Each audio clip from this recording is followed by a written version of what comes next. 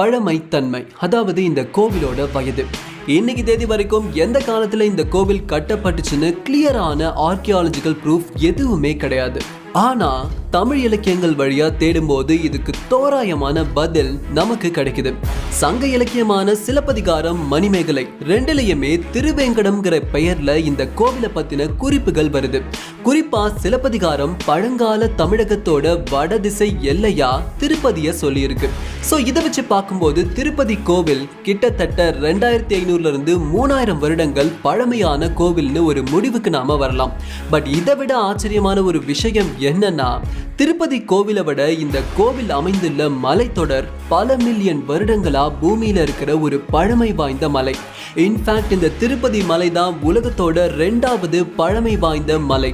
பல கோடி வருடங்களுக்கு முன்னாடி உருவான ஒரு மலையில இவ்வளவு பழமை வாய்ந்த கோவில் கட்டப்பட்டதுக்கு பழந்தமிழர்களுக்கு